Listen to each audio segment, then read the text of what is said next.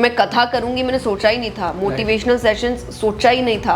एक चीज ऐसी है जिसपे आपको चिंता सी महसूस होती है कि यार ये चीज इनको जरूर सुधारनी चाहिए। शुरुआती में तो लड़की को इतना घुमाना ही क्यों है, वाज द क्वेश्चन। ये एटीट्यूड बनाने में भागवत गीता ने आपकी मदद की? जिससे प्यार है वो करो, और नहीं तो जो है उससे प्यार करो। ये सारे यूथ को स्पेशली पता होगा, किसी का ब्रेकअप हुआ नहीं कि सब मोटिवेशनल स्पीकर है। कि ये चीज जया में अलग थी जिसके लिए जया जया बनी। मेरे आज भी उन लोगों से बहुत अच्छे रिश्ते हैं जिन्होंने एक 7 से 8 साल की लड़की की बेइज्जती करी थी। भक्ति में आना या स्पिरिचुअलिटी में आना इज नोवेयर कि आप भगवान का कुछ भला कर रहे हो। You feel money is overrated?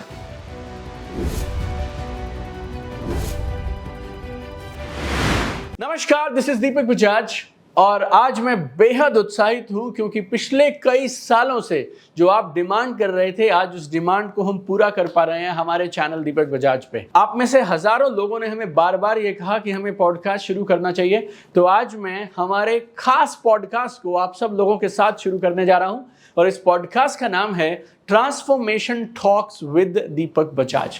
तो हम बात करेंगे करियर की, ग्रोथ की, सक्सेस की, मनी की, रिलेशनशिप की, एंटरप्रेन्योरशिप की और अपनी जिंदगी के हर पहलू को और बेहतर बनाने की। हमारी जो गेस्ट हैं वो बेहद खास हैं, पूरी दुनिया उनके नाम से वाकिफ है। करीब करीब 1.4 करोड़ या फिर 14 मिलियन से ज्यादा की सोशल मीडिया फॉलोअरशिप है उनके पास। दुनिया भर के लोग उन्हें जानते हैं एक स्पिरिचुअल ओरेटर, एक मोटिवेशनल स्पीकर के नाम से। तो आइए मिलकर स्वागत करते हैं हमारे पॉडकास्ट पहले एपिसोड की हमारी खास गेस्ट जया किशोरी जी का। स्वागत है आपका Jaya ji. Thank you so much. We are so blessed to have you with us and I am very happy कि आपने मुझे इनवाइट किया, so thank you so much. Every person, every guest who comes to this talk show has got an aura. उनका अपना एक energy रहती है। तो आज हमारे इस ऑफिस में, हमारे स्टूडियो में आप आई हैं तो हमें इस बात की और खुशी है कि आप अपने साथ एक बहुत सारा पॉजिटिव, सकारात्मक ऑरा लेकर आई हैं। So thank you so much one more time from our entire audience, for our office, for our team. अगर मैं शुरुआत करूं तो मैंने कहीं सुना था किसी इंटरव्यू में कि शायद आप 6 साल की उम्र में थे जब आपने स्पिरिचुअलिटी की तरफ बढ़ना शुरू कर दिया था और आपकी जो पहली कुछ चीज़ें या पहले कुछ कदम थे स्पिरिचुअलिटी पे, वो 6 साल की उम्र में बढ़ने शुरू हो गए थे। तो how was your journey and is it true 6 साल वाली बात? It's very true. सो मैंने पहला जो अपना कदम रखा था स्पिरिचुअलिटी की ओर, क्योंकि मैंने शुरुआत भजन गाने से करी है। मैंने पहली बार जब गाया था मैं 6 साल की थी। और nothing was planned for me, it was all destined. क्योंकि 6 साल का बच्चा नहीं सोचता उसको क्या बनना है। बिल्कुल सही बात। उसको नहीं पता करियर क्या होता है, उसको नहीं पता काम क्या होता है। वो वही करता जिसमें उसको मजा आ रहा होता है। बिल्कुल सही बात। और मुझे वो चीज अच्छी लगती थी। तो मुझे भगवान के बारे में जानना, उनके भजन सुनना, उनके भजन गाना, उनकी स्टोरीज सुनना, ये सब चीजें बहुत पसंद थी। So I started my journey with just loving what I was doing. And then after a certain point of time, I think I understood that ये सिर्फ पसंद वाली चीज़ नहीं है। I really want to do this in the future. और उसमें एक और बेहतर बदलाव लाना है। तो I think बस वो एक चेंज था मेरे लिए। अदरवाइज तो चाहे बचपन है चाहे अब है, I am still doing what I love doing. मैंने मेरे करियर में ये समझा है, लाइक मेरा सौभाग्य रहा कि I got a chance to train some 21 lakh people so far. Right और मुझे ऐसा लगता है कि जिसको ये मिल जाए ना कि I do what I love and I love what I do and that's bringing a change, तो शायद स्वर्ग जो है यही है, यहीं पे है। राइट इससे पहले कि मैं आगे जाऊं, क्या कोई तरीका ऐसा है, जैसे आपके साथ ये हो गया कि आपको 6 साल में एक ऐसी कोई चीज मिल गई और वो आपका करियर भी बनती चली गई और आप उस पाथ पे चली और आपको अच्छा लगने लगा और लोगों का भला होने लगा जी। आजकल यूथ जो है हमारे, या कोई भी अपने करियर के किसी भी पड़ाव पे है, करना सब यही चाहते हैं जी। और ये कोटेशन या ये लाइन जो आप और मैं दोनों ये बोल रहे हैं ना कि वो करियर जो आपको पसंद हो तो आपको काम करना ही नहीं पड़ेगा, आपको आनंद ही आनंद है। Anybody who is in their career, is there a way you think, कोई आपके पास कोई आइडिया या कोई सोल्यूशन हो जिससे हम अपने काम में, कोई भी इंसान ये लेवल अचीव कर पाए कि I think focus on the things जिसमें आपको करने में मजा आ रहा है। सी आज तो टाइम ऐसा है, you can make a career out of anything. बिल्कुल सही बात है ना। Social media has given you that chance that you can make a career out of anything. आपको Right. कुछ भी पसंद है, आप आर्ट में है, आप कुछ बना रहे हैं, आप कुछ बोल रहे हैं, आप फनी वीडियोस बना रहे हैं, बिल्कुल यू आर सही बात है। Dancing, you are singing, so you have innumerous options for this Right. आज के टाइम पे। बट हम स्टार्ट से ना हमारा फोकस नहीं रहता, हम ऑलरेडी एक अपने कहते हैं ना कि स्लेट में लिख चुके होते हैं I want to be this, right. और वो शायद हम नहीं लिख रहे होते, हमारे आसपास के इन्वायरमेंट से इन्फ्लुएंस होकर हम लिख रहे होते हैं। राइट। फॉर एग्जाम्पल जैसे हमने अभी ऑफ कैमरा बात की थी कि मेरी फैमिली में ऑलमोस्ट सब MBA, CA, फाइनेंस, मार्केटिंग, तो I would have thought that अगर मुझे ये चीज नहीं मिली होती कि 6 साल से मुझे चीजें समझ आने लग गई थी, तो आई वुड हैव थॉट कि मैं CA करना चाहूंगी, या मैं MBA करना चाहूंगी, या मैं मार्केटिंग में या इन चीजों में बढ़ना चाहूंगी। तो आपका इन्वायरमेंट आपको इन्फ्लुएंस कर रहा है कई चीजों के लिए। ओके। तो आप फोकस करिए कि आप उस वजह से इस चीज को चुन रहे हो, या सच में आप उस चीज में अच्छे हो, या उस चीज में अच्छा बनना चाहते हो। That's a very good saying for parents कि अगर आपका बच्चा मैथ्स में कमजोर है और बैडमिंटन में अच्छा है, राइट, तो बैडमिंटन का टीचर लगाइए रादर देन मैथ्स का ट्यूटर लगाइए। हाँ, राइट। तो हम कोशिश करें इसमें हम अच्छे नहीं है तो इसमें ज्यादा मेहनत करते हैं, पर जिसमें अच्छे है उसमें आप ध्यान ही नहीं दे रहे हैं। करेक्ट। कि एक्चुअल करियर आपका वो बन सकता है। राइट। तो इन चीजों का अगर आप थोड़ा ध्यान दें तो बहुत एक अर्ली एज में आपको समझ आता है कि मेरा इंटरेस्ट इस तरफ है, and then find your options कि अगर इंटरेस्ट है, कई बार इंटरेस्ट बहुत ऐसी जगह होगा जहाँ एक्चुअली कोई करियर नहीं निकलेगा, तो वो भी एक गलत चीज हो जाती है। इसलिए कहते हैं कि जिससे प्यार है वो करो, और नहीं तो जो है उससे प्यार करो। When you don't have an option, then you have to love what you're doing. बिल्कुल सही। But mostly I would say आपको मिल जाता है कुछ ना कुछ ऐसा जो करने में आपको मजा आ रहा है, जो आपके लिए खेल है। राइट। आप नोटिस करिए जो लोग बहुत सक्सेसफुल है और जिन्होंने एक ऐसी चीज चुनी है जिसमें उनका इंटरेस्ट है, they would never use the word struggle for their life कि मैंने स्ट्रगल किया। लाइक हमने स्ट्रगल नहीं किया क्योंकि हमको तो अच्छा लगता था करना। राइट। हमारी क्रिएटिविटी इसी चीज में थी। तो आपके लिए फिर स्ट्रगल होता ही नहीं है, आपके लिए काम होता है कि मैंने काम किया है, मैंने स्ट्रगल नहीं किया, मैंने काम किया है इतने साल। जैसे 2 बातें मैं इसी से जुड़ी हुई आपसे पूछना चाहता हूँ। अगर हम ये बात सिखा पाएं तो हम लाखों बच्चों की और लोगों की मदद कर पाएंगे। जैसे जब से हम आपसे ये सुन रहे हैं तो ऐसा लग रहा है कि जैसे आपने ये करियर ऑप्शन की तरफ बढ़ना शुरू किया और सबने आपका स्वागत करना शुरू कर दिया, और आपके पेरेंट्स और बड़े सब लोग थे वो उन्होंने कुछ कहा ही नहीं होगा शायद, ऐसा इंप्रेशन आ रहा है। तो what was the real thing? मतलब एक स्पिरिचुअल ओरेटर बनना एक लड़की के लिए 7, 8, 9 साल की एज में डिसाइड करना, तो how welcoming was everybody around you? And अब आप उसे स्ट्रगल बोले या ना बोले मुझे नहीं पता, लेकिन आपने कुछ तो फेस किया होगा।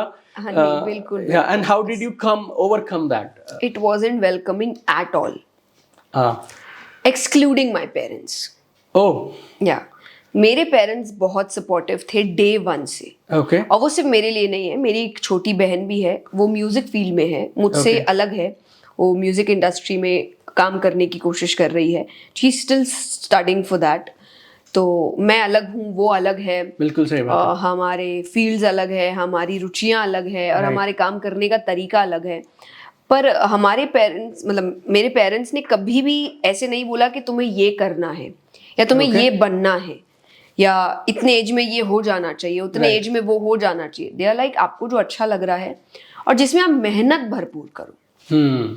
मेरे पापा की एक बहुत फेमस लाइन है, बेटा फर्स्ट आओ नहीं आओ, फेल हो जाओ, कुछ भी हो, मेहनत दिखनी चाहिए मुझे।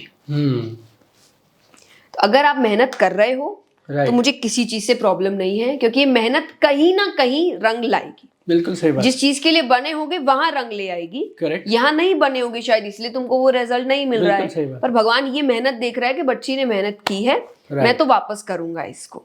Correct. तो हम दोनों के लिए था कि हमें ऐसा काम चुनना है जो हमें मेहनत करने में हमें परेशानी ना हो, हम अपना दिन रात एक करें उसके लिए। Right. तो मेरे पेरेंट्स बड़े सपोर्टिव थे हमेशा से, आज तक है। मुझे उन्होंने कभी किसी चीज के लिए रोक टोक नहीं करी है कि अब ये एज हो रहा है तो ये करना है, वो एज है, nothing at all. They are like you are happy, we are happy, that's all matters. हाँ, बाहर कोई वेलकमिंग नहीं था। आपके आसपास के लोग वेलकमिंग नहीं है, आपके नेबर्स वेलकमिंग नहीं है। शुरुआती में तो लड़की को इतना घुमाना ही क्यों है, वाज द क्वेश्चन। बिल्कुल सही बात है। क्योंकि आप अगर शोज कर रहे हैं, आप अलग अलग जगह जा रहे हो, चाहे कीर्तन के लिए कहीं है, उनको है लड़की को इतने घर क्यों घुमाना, क्या जरूरत है? फिर अगर ये कर रहे हो तो अपने आप मान जाएंगे, पढ़ाई में तो फिर कुछ करने लायक है ही नहीं है। बिल्कुल सही बात है। तो वो एक डबल टॉन्ट था, यहाँ तो टॉन्ट मिल ही रहा है, वहां भी आपको टॉन्ट मिल रहा है। एज अ किड आपको इतना लोग नहीं बोल रहे, पर आपके पेरेंट्स को कंटिन्यूअसली टॉन्ट कर रहे हैं। Correct. उनको रोक रहे हैं। When I started my kathas everybody was against it कि एक लड़की होके व्यासपीठ पे क्यों बैठना है। इस बात के लिए भी हाँ जी, तो बहुत प्रॉब्लम्स, बहुत ऑब्स्टिकल्स आए, पर मैंने आपको क्यों कहा कि मैं जो कर रही थी मुझे वो पसंद था। इसका एग्जाम्पल है कि बच्चा ना खेलने के लिए कुछ भी कर सकता है। उसका बोल अगर खेलना है तो होमवर्क तुरंत खत्म करके जाओ, वो कर लेगा। ठीक है। खेलना है तो थोड़ा सा डांट पड़ेगी, वो डांट चुपचाप सुन लेगा कि उसको पता है इसके बाद तो खेलने जा सकता है। राइट। मेरा काम मेरे लिए खेल था। जैसे मुझे खेलना पसंद है, एक बच्चे को होता है, मुझे वो काम पसंद है, तो मुझे है कि मुझे तो करना है। आप रोको, डांटो, टॉन्ट मारो, जो भी करो, आई विल डू दैट, क्योंकि मुझे ये पसंद है। जब आप ये पसंद वाली बात बोल रही हैं तो मतलब कथा करना, कथा या भजन गाना, मतलब वो मैं जो 1 घंटा 2 घंटा या आज 3 घंटा बैठती हूँ, मेरी जिंदगी में जिस तरीके की लाइफस्टाइल मेरी हो चुकी है, ट्रैवलिंग हो चुका है, अगर कोई बाहरी तौर से मेरी दुनिया देखे तो उसको लगा बड़े बहुत दुखी है ये। बिल्कुल सही बात है। इसको कुछ और करने का समय मिल नहीं रहा है, पर मेरी जिंदगी का सबसे बेहतरीन समय वो 3 घंटा होता है। मैं उसी की वजह से बाकी के घंटे मेहनत कर पा रही हूँ। राइट। वो बंद हो जाएगा तो शायद मैं इतनी मेहनत नहीं करूंगी कभी। तो मुझे असली खुशी वही चीज दे रही है, तो इसीलिए मुझे उसमें मेहनत करने में परेशानी नहीं होती है कि I will do that for those 3 hours. Right. And उसके बाद वो 3 घंटा सिर्फ मेरा नहीं, आप जब हजारों के चेहरे देख रहे हैं जो खुश है, वो 3 घंटा उनको करियर की चिंता नहीं, प्रोफेशन की चिंता नहीं, परिवारों की चिंता नहीं, अपनी चिंता नहीं, वो नाच रहे हैं, वो गा रहे हैं, वो रो रहे हैं, वो हंस रहे हैं, एंड कहीं ना कहीं the reason is you. Right. तो कैसे छोड़ दूं मैं कुछ 10-15 लोगों की वजह से, मैं इतने हजारों का दिल कैसे दुखा दूं। तो शायद ये एक मोटिवेशन मेरे पास है कि I will do this no matter what. पर जब आपने शुरू किया था तो आपको लगता था कि आप यहाँ पहुंच जाएंगी जहां आप आज पहुंची हैं? किसी हाल में नहीं। पर मैंने सोचा नहीं ना, ये भी एक अच्छी चीज है कि आप इतना फ्यूचर प्लानिंग करके मत चलिए। राइट। कि मैं ये सोच रहा हूँ, मैं यहाँ रहूं, मैं वहां, किसने दुनिया देखी है? राइट। कल क्या हो जाएगा आपको पता नहीं। करेक्ट। आप प्रेजेंट में जिए कि मुझे प्रेजेंट में काम करना है, इस प्रेजेंट में इस काम को कंप्लीट करना है जो मैंने शुरू किया है।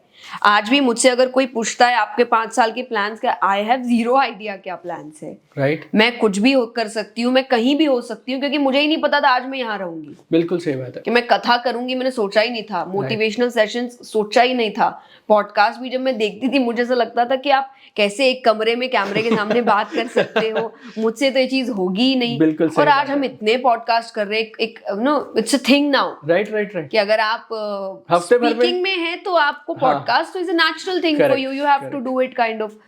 तो और हो रहा है, अच्छे से हो रहा है, और मजा भी आ रहा है मुझे करने में। राइट। कि आप पर्सनली किसी से कॉन्वर्सेशन कर रहे हो। बिल्कुल सही। वरना कथा में कॉन्वर्सेशन प्रॉपर्ली नहीं होती है, लोग आपको सुनने आ रहे हैं। राइट। तो अब मेरे लिए भी एक अच्छी चीज हो गई, तो मैंने तो कभी नहीं सोचा था कब क्या हो सकता है। राइट। इसलिए मैं सोचती नहीं, मैंने बस मेरा इतना ही काम है, मैंने अगर कोई काम शुरू किया है आई विल कंप्लीट दैट। मेरा फोकस बस उतने ही पीरियड के लिए है, उसके आगे क्या होगा देखेंगे।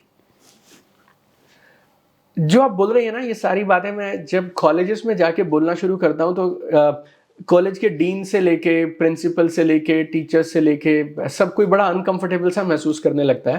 बिकॉज बच्चों पे 12th के बाद ये प्रेशर होता है आप चुन लो, अभी या तो साइंस लेनी है, या तो कॉमर्स लेनी है, या तो आर्ट्स लेना है, और फिर तुम्हें ये कॉम्पिटिटिव एग्जाम्स देने हैं, फिर ये करना है, और 12th का एग्जाम्स और ग्रेजुएशन के एग्जाम्स, ये तो ऐसे होते हैं मतलब बच्चे के एग्जाम नहीं हो रहे हैं, खानदान का पूरे का एग्जाम हो रहा है, like that.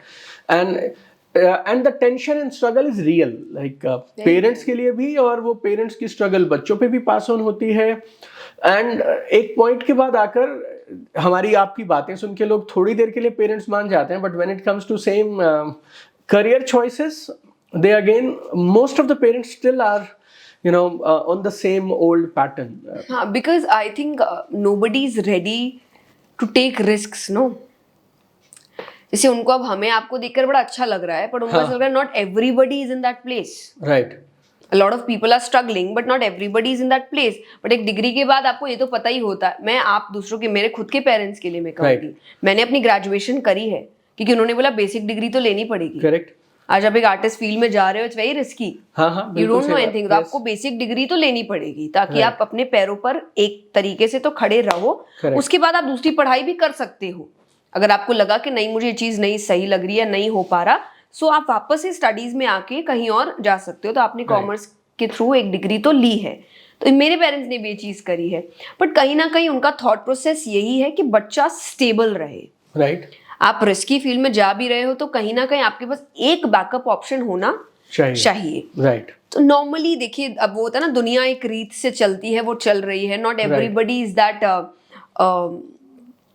Rebel, not rebel but I forgot the word, कि वैसा हिम्मत वाला कि वो भिड़ जाए कि जो होगा देखा जाएगा, साहसी या करेजियस। हाँ, या courageous, thank you for the word courageous. सबके अंदर इतना करेज नहीं होता कि वो एक ही प्लान लेकर चले कि 1 साल बाद, 10 साल बाद, 20 साल बाद भी होगा तो यही। Right. Not everybody is like that. और पेरेंट्स तो बिल्कुल भी नहीं, क्योंकि उनको लग रहा है हम उतने टाइम तक रहेंगे नहीं। बिल्कुल सही बात है। तो हम नहीं चाहते हमारे जाने के बाद भी ऐसे ही भाग दौड़ करता रहे, कम से कम हमारे सामने ये एक सेट हो जाए तो हमको खुशी होगी, अब हम जा पाएंगे। ये एक प्रॉब्लम है। पर फिर मैं यही कहती हूँ पेरेंट्स से कि अब ये कर रहे हो तो फिर बच्चों को टॉन्ट मारना बंद करो, स्पेशली मेरे वीडियोस दिखा के या मेरे जैसे किसी को भी दिखा के कि देखो इनसे कुछ सीखो। क्योंकि अगर आप इनसे कुछ सीखो बोल रहे हो तो पहले आप मेरे माँ बाप से सीखो। राइट। कि मेरे माँ बाप ने मुझे हर वक्त सपोर्ट किया। राइट। जब उस वक्त एक लड़की का उस क्षेत्र में जाना बहुत नामुमकिन सा था, फिर भी उन्होंने मुझे एक बार ये नहीं कहा कि बेटा कुछ और कर लो, या बेटा नहीं ये नहीं करते, या बेटा आप ये कहीं, उनको ऐसे चिंता नहीं रही है वैरागी ना बन जाए, साधु ना बन जाए, घर बार ना छोड़ दे। उन्होंने ये सब कुछ नहीं किया। तो तब जाके आज मैं यहाँ हूँ इस जगह पर। राइट। तो अगर आपको कोई एक्स्ट्रा ऑर्डिनरी काम करना है तो आपको एक्स्ट्रा ऑर्डिनरी सपोर्ट भी दिखाना पड़ेगा, रिस्क भी लेना पड़ेगा, एक्स्ट्रा ऑर्डिनरी मेहनत भी करनी पड़ेगी और सैक्रिफाइसेस भी करने पड़ेंगे। You just can not want a good thing, you have to work for it. दूर से सबको फल बहुत अच्छा लगता है, दूर से सबको आपका आज का लेवल देख के सबको ऐसा लगता होगा कि तो बस यूं ही करते करते खेलते खेलते एकदम यहाँ तक पहुंच गई। बिल्कुल। तो वो आपको समझना होगा, लेकिन अगर वो समझा तो जैसा मैंने कहा, मेहनत तो जाया नहीं जाती, वो तो अपना रंग दिखाएगी। करेक्ट। कई बार पेरेंट्स को ना ऐसा उम्मीद होती है कि भाई अब चलेगा, अब चल जाएगा काम, अब ये सेट होने लगेगा। आपके केस में ये जो पीरियड था, जिस पीरियड में अनसर्टेनिटी थी और शौक से करियर बनना, उसमें कितने साल लगे होंगे? कितने साल आपके पेरेंट्स ने वो धैर्य रखा होगा कि जया जो बोल रही है करने दो इसको? एक करियर वो होता है जिसमें आपको स्टेबिलिटी दिखती है, फाइनेंशियल दिखती है, और आपको लगता है कि रास्ता दिखाई दे रहा है। तो कई साल तो ऐसे भी गए होंगे। 15-16 साल की थी मैं, तो तब मुझे भी समझ आ गया था कि करना यही है। इसी चीज में आगे बढ़ना है। पूरी मेहनत इसी में करनी है। और इसीलिए हमने हमेशा से ये प्लान करके रखा था। जो कुछ ही महीने पहले हमारा बस प्लान थोड़ा आगे पीछे हुआ, पर प्लानिंग यही थी कि मैं आफ्टर 12 भागवत करूंगी। अच्छा। कि 12, क्योंकि 12 तक मैंने प्रॉपर स्कूलिंग की है, लाइक एवरी डे आप स्कूल जाते हो, होम स्कूलिंग काइंड ऑफ नहीं थी। मैंने प्रॉपर्ली मैं स्कूल जाके करती थी, और मैं जहाँ रहती थी वहाँ के one of the best school में मैंने पढ़ाई करी है। तो एज इट इज बहुत बंक नहीं मार सकते, स्ट्रिक्ट है स्कूल बहुत। और अगर आप थोड़ा ज्यादा कर रहे हो, एब्सेंट हो रहे हो, तो आपको उसके कॉन्सिक्वेंसेस भी हैंडल करने पड़ेंगे। तो स्कूलिंग मैंने बहुत स्ट्रिक्ट फॉर्म में की थी। कॉलेज के टाइम आई वाज श्योर पापा से कि देखो अगर अब मुझे ये करना है तो कॉलेज में रोज नहीं जा सकती। मैं 2 पढ़ाई इस तरीके से नहीं कर पाऊंगी। तो मुझे टाइम चाहिए, और मुझे करना यही है तो मुझे इसको टाइम देना पड़ेगा। तो कॉलेज मैंने सिर्फ घर बैठे बैठे की है कि मैं एग्जाम देने कॉलेज जाती थी, दैट्स इट। तो हमने सोचा था 12 के बाद भागवत स्टार्ट करेंगे, जो 7 डेज की कथा है। तो मैंने 12 में ही पहली भागवत कर ली थी अपनी। But that was because of some reason कि पहली आपकी कथा आ गई थी और हम मना नहीं कर सकते थे, ऐसे पोजीशन पे थे। लेकिन मेरा ये था कि हाँ, उसके बाद मैं पूर्ण रूप से इस पढ़ाई की ओर लग जाऊंगी। कि यहाँ बस एक डिग्री है, वही वाली चीज की बेसिक डिग्री लेनी पड़ेगी, और वो तो मैं चलते फिरते कैसे तैसे निकाल लूंगी पासिंग मार्क्स वगैरह लाके। पर अब मुझे यही करना है सब काम, जो मेहनत करनी है, जो पढ़ाई करनी है। तो 15-16 की एज में आई थिंक एक मैच्योरिटी लेवल मुझ में आ चुका था कि 2 चीज़ों में, कि मुझे यही कंटिन्यू करना है और मुझे कुछ चेंज लाना है यहाँ पर। मुझे एक पहला लड़की होने के नाते मैं इस फील्ड में क्या आगे कर सकती हूँ ताकि लड़कियां मुझे देखकर बोले कि लड़की आ सकती है। ऐसी कोई बात नहीं कि एक लड़की कथा नहीं कर सकती। और दूसरी बात कि जो कथा का भी जो मैं जिस तरीके से आई, जिस बैकग्राउंड से आई हूँ, दैट्स अ बिट डिफरेंट। मैं बहुत ही कैजुअल लाइफस्टाइल जीती हूँ। आपके घर के बच्चे मैं बिल्कुल वैसी हूँ, चाहे मेरा रहन सहन है, मेरी बातें हैं, मेरा लैंग्वेज, जिस तरीके से मैं बात करती हूँ, वेरी सिंपल। तो ये भी मेरे लिए एक प्रॉब्लम था उस वक्त, बहुत सिंपल, कुछ भी टफ नहीं है, ऐसे तो कोई भी कथा कर देगा। हाँ, तो वो भी एक ऑब्स्टिकल होता है आपके लिए। इमेज भी होती है ना। हाँ, एक इमेज है कि नहीं, आप जो बोलो ना सर के ऊपर से जाना चाहिए। Yes yes yes yes. And I am like, इसमें फिर किसका भला हुआ? करेक्ट। अगर मैं वहां आ रही हूँ, 100 लोग बैठे हैं, जस्ट एक अप्रॉक्स नंबर काइंड ऑफ, 100 लोग बैठे हैं और 90 के सर से ऊपर से जा रहा है, तो मेरा तो असफल हो गया ना काम करना। बिल्कुल सही बात है। तो मुझे है कि नहीं, 90 को समझ आना चाहिए। करेक्ट। 10 नाराज हो जाए मुझसे ये बोल के कि अरे सिंपल है, मुझे चलेगा, पर कम से कम 90 ये बोले सब समझ आया, एक एक बात समझ आई। अब वो चाहे 6 साल का बच्चा बैठा हो या 60 साल के बुजुर्ग बैठे हो।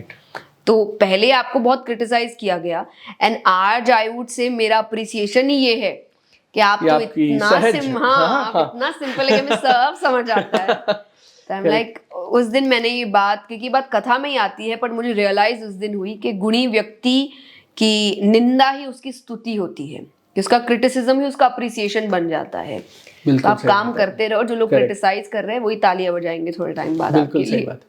ये बात मैंने मेरे कोच से भी सीखी। मैं यूएस था कोच बनने के सर्टिफिकेशन प्रोग्राम में जी। तो जनरली आज बहुत सारे कोचेस और ट्रेनर्स, आपको मार्केट में बहुत सारे हैं कोचेस और ट्रेनर्स, तो शायद एक ऐसी परसेप्शन सी बन गई है, जब आप चीज़ों को मुश्किल और टेढ़ा मेढ़ा और जार्गन बनाओगे ना, भारी भारी शब्द बोलोगे, तो लोग ज़्यादा पैसे देंगे। हाँ, वो बहुत ज्ञानी समझते हैं। हाँ, ज्ञानी समझते हैं। तो लेकिन मेरे कोच ने मुझे ये बोला कि हम कोचेस की ये जिम्मेवारी है कि हम मुश्किल कॉन्सेप्ट्स को आसान बना के ऐसे ही परोस दें कि सामने वाला ये समझे कि अरे यार, ये तो बहुत आसानी से हो सकता है। एंड मुझे ऐसा लगता है कि उनके कॉन्फिडेंस के लिए भी ये चीज है कि मान लीजिए मैंने कोई बहुत हैवी बात कर दी, या मैंने कोई बहुत बड़े बड़े श्लोक भी कह दिए और उसको नहीं समझ आया, तो दैट पर्सन इज वेटिंग कि अभी मुझे नॉर्मल भाषा में समझाएंगे, क्योंकि मुझे कुछ समझ, एंड पता नहीं मुझे वो फीलिंग अच्छी नहीं लगती है कि वो चेहरे पे सवाल, वो ऐसे सोचता है कि मुझे नहीं आती है, आप बताओ। मैं लाइक, क्यों नहीं आती, सब आती है, मैं बता रही हूँ आपको, मैं सिंपल भाषा में बता रही हूँ। अब आप जाके वो श्लोक पढ़ोगे तो आपको समझ आ जाएगा, क्योंकि मैंने मीनिंग आपको पहले ही बता दिया। बिल्कुल सही, क्योंकि मैंने शुरुआत ऐसे ही की थी। जब मैं सुनती थी मुझे बड़ी प्रॉब्लम होती थी कि मुझे कुछ समझ नहीं आ रहा। तो फिर पापा ने मुझे, जो आप कहते हैं ना इंटरप्रिटेशंस होती है, जैसे सरल गीता ला कर दी, उसमें एक सरल भाषा में पहले आपको पढ़ाया जाता है। वो पढ़ने के बाद जब मैं वापस गीता जी पढ़ती थी तो मुझे चीजें समझ आने लगी। तो मुझे ये चीज रियलाइज हुई कि ये मैं भी कर सकती हूँ, कि मैं आपको इतनी सरल भाषा में समझाऊं कि घर जाके जब आप वो श्लोक पढ़े तो आपको लगे मुझे इसका मीनिंग अच्छे से पता है। तो आपके अंदर भी एक फीलिंग नहीं आती कि मुझे आता नहीं, ये मुझसे बेहतर है। कोई आपसे बेहतर नहीं है। Correct. बस इंसान अपनी अपनी फील्ड में काम कर रहा है। मैं कोई अलग दिमाग लेकर नहीं पैदा हुई, या अलग एक्स्ट्रा हाथ पैर नहीं है मेरे। समय 24 घंटे है, 2 आंख 2 हाथ पैर, यही दिया गया है, आपको भी दिया गया है। मैंने बस जितना समय इस चीज को दिया, आप देंगे, आप भी यहाँ पहुंच जाएंगे, कोई अलग नहीं होता। आपकी बात से ना एक जर्मन वैज्ञानिक है, वो एक कमाल की बात बोलते थे, अगर आप एग्री करें तो मुझे बताइएगा। वो बोलते थे कि चीजों को मुश्किल वो बनाता है जिसे खुद नहीं समझ आई होती हैं। जिसको चीजें जितनी गहराई से समझ आएंगी ना, वो उतनी सरलता से समझा पाएगा। बिल्कुल। जो टीचर्स थोड़ा बहुत तैयारी करके आते थे ना, वो उतना आसानी से नहीं समझा पाते थे स्कूल में और क्लास में। जिस टीचर ने घोट के पी लिया, हमारे यहाँ ऐसे बोलते थे कि भाई वो पूरा सब्जेक्ट जिसने घोट के पी लिया, अंदर उतर गया ना, वो आपको सरलता से समझा देगा। और आपको ये कॉन्सेप्ट समझ आया या नहीं आया, इस बात का प्रमाण क्या है कि आपको बात पूरी समझ आ गई जो आप सिखा रही हैं। वो बोलते थे कि अगर आप एक 5 साल के बच्चे को अपनी पूरी बात समझा पाए तो हम ये माने कि आपको बात खुद समझ आ गई है। That's true, I totally agree, है ना? क्योंकि इसमें ना, जब आपको पूर्ण रूप से चीज समझ आ गई है, तो यू विल हैव इन्यूमरस वेज जिसमें आप समझा सकते हैं, जिसमें आप समझा पाए। और इसका एक बहुत सिंपल एग्जांपल है कि आपके घर में एक छोटा बच्चा है और आपको उसको खाना खिलाना है। अब अगर आपका उद्देश्य उसको सिर्फ खाना खिलाना है, that parent will do anything. अब बच्चा भाग रहा है, आप पीछे भागोगे। बच्चा कहानी सुनाने बोलेगा, आप कहानी सुनाओगे। आप बच्चे को कुछ डांस भी करके, आपका उद्देश्य वो खा ले खाना, और पीछा छूट जाए मेरा, मैं कुछ और काम पे लग जाऊं। No not that right but कि मतलब खा ले। तो एज अ स्पीकर जब आप चाहते हैं कि मेरी बात बस पहुंच जाए, राइट, तो आप हर तरीका अपनाएंगे। राइट, कि अगर वो चाह रहा है कि चाहे मैं ऑनलाइन बताऊं, मैं फिजिकली उसको समझाऊं, मैं कहानियों के रूप में समझाऊं, मैं थोड़ा सा स्किट करके समझाऊं, आई विल डू एवरीथिंग। मेरा एक खाना खा ले बस, मेरी बात आप तक पहुंच जाए, बिकॉज गोल मेरा यही है ना। और अगर वो नहीं हुआ तब फिर मैं किस बात का आपसे कुछ भी लेकर जा रही हूँ। बिल्कुल सही बात है। जो भी बातें आपने की उसमें दो बातें हैं जो मैं आपसे थोड़ा और गहराई में समझना चाहूंगा। एक आपने बोला कि मैं दो पढ़ाई के बारे में आपने बोला कि मैं दो पढ़ाई साथ साथ नहीं कर पाऊंगी। तो आप, मेरी अंडरस्टैंडिंग में आप तीन चीजें करती होंगी शायद, जब आप 11, 12, 13, 14, 15 साल की रहे। स्कूल भी आपका सीरियस वाला स्कूल था, टफ, मतलब स्ट्रिक्ट स्कूल था, बंक मारने नहीं देते थे, होमवर्क भी देते होंगे, क्लास वर्क भी आप करती थी। फिर मुझे ऐसा लगा शायद आपकी बात से कि आप अपने शास्त्रों का अध्ययन करने के लिए भी रोज समय निकालती होंगी। और फिर शायद आपने 6 साल की उम्र से बोलना भी शुरू कर दिया था, भजन भी आपने गाने शुरू कर दिए थे। तो अब भजन गाने भी हैं, थोड़ी बहुत कथा भी करनी है, स्कूल का क्लास वर्क हुआ, होमवर्क हुआ, और ऊपर से अपने ज्ञान के लिए इस पढ़ाई को भी करना है, इन शास्त्रों की पढ़ाई को भी करना है, राइट। तो ये सब मैनेज कैसे होता था उस छोटी सी एज में, अगर बोलो तो? स्टार्टिंग डेज में तो मैं पेरेंट्स के लिए कहूंगी, मैंने स्क्रिप्चर्स पूर्ण रूप से स्टार्टिंग में नहीं पढ़े। ओके, तो मेरे पेरेंट्स पढ़ते थे, ओके, वो बेस्ट पार्ट्स निकाल के मुझे समझाते थे। हाँ, कि ये है, ऐसा है, वैसा और जब है। हम स्क्रिप्चर्स की बात कर रहे हैं तो कौन से स्क्रिप्चर्स? रामायण है, महाभारत है, गीता जी है, ओके। तो ये सब, तो वो मुझे उसके पार्ट्स निकाल निकाल के सुनाते थे, पढ़ाते थे, कहानियों के रूप में समझाते थे कि भगवान ने ऐसा किया, भगवान ने वैसा किया, भगवान ने इस जगह इसको मारा, इस जगह ये बनाया, द्वारिका बनाई। तो इस रूप से वो मुझे समझाते थे। तो ये मेरा एक सेशन मेरे पेरेंट्स के साथ होता था। मेरी पढ़ाई होती थी, स्कूल, आधा दिन तो आपका स्कूल में ही निकल जाता है। मैं घर आते आते, क्योंकि स्कूल मेरे घर से बहुत दूर था, तो मुझे आने में भी, तो मैं घर आते आते मुझे 3, 3:30 बज जाते थे, राइट। तो मेरे लिए आधा दिन वैसे ही निकल चुका है, राइट। फिर आप कुछ खाते हो, रेस्ट करते हो, फिर आपके ट्यूशंस होते हैं, तो 2-2, 3-3 ट्यूशंस आपको, हाफ एन आवर, 1 आवर ऐसे ट्यूशंस होते थे। फिर आके आप होमवर्क करते हो, होमवर्क कंप्लीट करके फिर आप अपने सेशंस के लिए बैठते हो पापा मम्मी के साथ जो आपको पढ़ाते हैं, फिर आप सो जाते हैं, फिर सुबह 6 बजे स्कूल के लिए उठ जाते हैं। तो यही दुनिया थी मेरी इतने साल तक। और मैंने एक्चुअली एक साथ कुछ भी नहीं किया। तो मैंने भजन पहले गाया, तो तब नहीं मेरे स्क्रिप्चर्स की कोई ऐसी पढ़ाई चल रही थी। ओके। तब घर में रिलीजियस माहौल था, तो अब आते जाते आसपास आप सुन रहे हो वो चीजें। बेड टाइम स्टोरीज मेरी सिंड्रेला, स्नो वाइट नहीं होती थी, कृष्ण की स्टोरीज, राम की स्टोरीज ही होती थी। तो वो एक इंटरेस्ट जग रहा था मेरा। पर उस वक्त मैं गाने की शिक्षा लेती थी, कि वो मेरे टीचर आते थे, मुझे थोड़ा सा गाना सिखाते थे। फिर जब कथा की तो कथा का ट्यूशन शुरू हो गया वहां पर। तब गाने का थोड़ा बंद हो गया, तो ये शुरू हो गया। तो ऐसे था, एक साथ सब कुछ नहीं था। बस 2 चीजें मैं ऑल टाइम करती थी, पढ़ाई और मेरे काम से रिलेटेड जो मैं ऑन स्पॉट काम कर रही हूँ उसकी पढ़ाई। तो 2 चीज मैं हमेशा करती थी, और उस वजह से शायद आज तक मुझे रात को जगने की आदत है। अच्छा। क्योंकि मुझे एक्चुअली टाइम इन चीजों के लिए रात को ही मिलता था। मुझे सब कुछ खत्म करते करते 9, 9:30 बज जाते थे, स्कूल का रिलेटेड काम। राइट। उसके बाद मैं अपने स्क्रिप्चर्स की पढ़ाई के लिए बैठती थी। राइट। तो वो आप 2, 2:30 बजे तक कर रहे हो, और फिर आप सोते थे, और 6 बजे आप फिर उठ जाते थे। अब मेरा दिमाग ही रात को चलता है।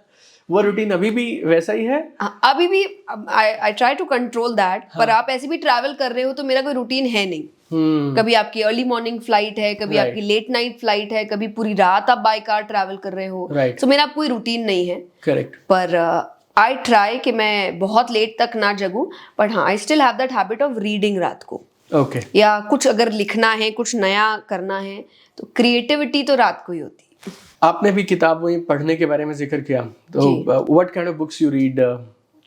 मोस्टली मैं अपने काम से रिलेटेड ही किताब, no entertainment for books. Self help books या spiritual books. Any books you would like to recommend, और कि हर इंसान को जरूर पढ़नी चाहिए? Gita ji for sure, please उठाइए और पढ़िए। आई डोंट थिंक उससे बेहतरीन किताब दुनिया में कोई है। क्योंकि और ऐसे ही नहीं बोला जाता कि उसके अंदर आपकी हर क्वेश्चन का आंसर है। Right. And that's very true. It's a magical book, but it will take time. तो पहली बार में आपको लगेगा कि आपको सब कुछ समझ आ जाएगा, दैट इज नॉट पॉसिबल। पहली बार तो सब सर के ऊपर से जाएगा। बिल्कुल सही बात है। मेरे तक गया था। राइट। जबकि मैंने अपनी इतनी शिक्षा यहाँ पे प्राप्त कर ली थी, लेकिन फिर भी जब पहली बार मैंने गीता जी पढ़ी थी मुझे लगा था एकदम अनरिलेटेबल किताब है, क्योंकि ऐसा तो मेरी लाइफ में कुछ हो ही नहीं रहा है, मैं ऐसा तो कुछ कर ही नहीं रही हूँ। बिल्कुल सही पर बात है। दूसरी तीसरी बार आपको ऐसा लगने लगता है कि नहीं नहीं, ये तो इनडायरेक्ट वे में कुछ समझाया जा रहा है। And I think fourth fifth time तो मेरे को हर श्लोक हर बार अलग मीनिंग दे रहा है।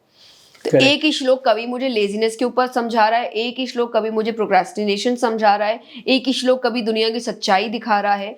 सो आई ऑलवेज से कि अगर कोई मेरे घर आएगा और जो गीता जी मैं पढ़ती हूँ उसको खोलेगा, उसको हर श्लोक के बगल में ना ऐसे वर्ड्स लिखे मिलेंगे, laziness slash wisdom slash truth slash trust, कि वो जब जब मुझे जो जो मीनिंग दिया मैंने उस वक्त लिख लिया कि ये श्लोक इस चीज के लिए आप यूज कर सकते हो, वैसी वाली बात है। तो इट्स अ मैजिकल बुक।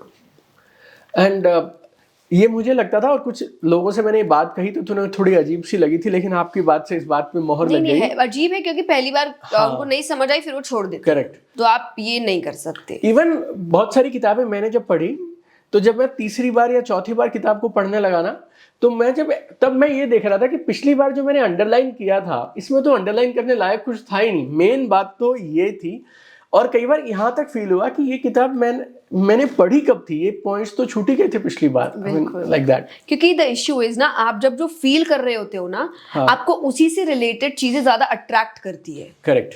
तो उस वक्त आपने जो अंडरलाइन किया वो आप उस वक्त फील कर रहे थे, उसके बाद शायद आप उन चीजों को लेकर आगे बढ़ चुके हो, या आप समझ चुके हो, या आप उस चीज से मूव ऑन कर चुके हो, इसलिए अब वो आपको इतनी अट्रैक्टिव लगी नहीं रही बात। बिल्कुल सही। और जो दूसरी चीज सोच रहे हैं तब आपको दूसरी बार अच्छी लग रही है। तो इसीलिए एक किताब को ऐसे भी कहते हैं कि एक बार से ज्यादा ही पढ़ना चाहिए। बिल्कुल सही बात है। अगर आप अपने करियर को वापस मुड़ के देखें तो आपके करियर ने आपको चुना या आपने करियर को चुना? नहीं, करियर ने मुझे चुना, और मैं करियर से ज्यादा ही कहती हूँ भगवान ने मुझे चुना। मतलब जब हम आपसे बात कर रहे हैं ना तो हमें लगता है करियर की बात शब्द यूज भी करें या ना करें, because but do you consider it to be a career और no? I do. Okay. I do, because मैं पूरा टाइम इसमें दे रही हूँ, एंड मुझे इसका फायदा भी हो रहा है। I have my own advantages for that, चाहे फेम वाइज है, चाहे फाइनेंशियली है, and everything, because I don't want to lie about it कि नहीं ऐसा नहीं वैसा नहीं। सी, अगर आप अच्छे से काम कर रहे हो, you should get what you deserve, no matter what the field is. तो यस, आई थिंक ये करियर है और बहुत अच्छा है।